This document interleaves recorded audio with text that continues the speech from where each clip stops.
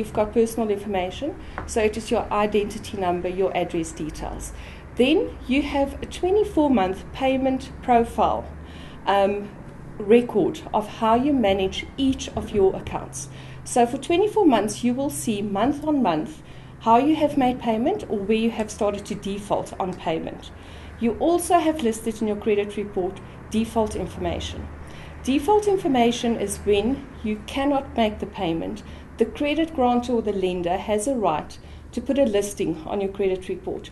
Now, default, there's two separate types of defaults. The one displays for 1 year, and that's a subjective default. So it would be, for example, not contactable. So it is that listing that the lender is allowed to put on your credit report, and that reflects on your credit report for 1 year.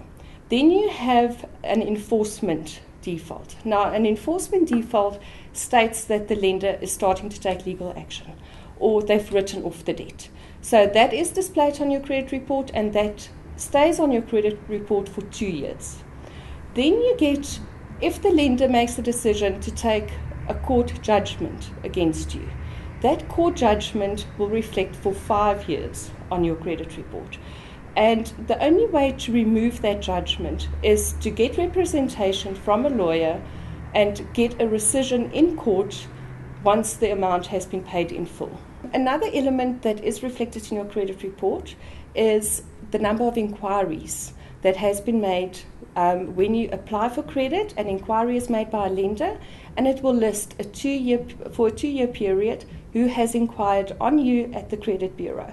Now, this is a very important thing, because if there should be identity theft, you will be concerned if there's an inquiry from someone that you did not give authorization to make an inquiry on you. So it's a good indicator of identity theft, and another good reason to regularly look at your credit report.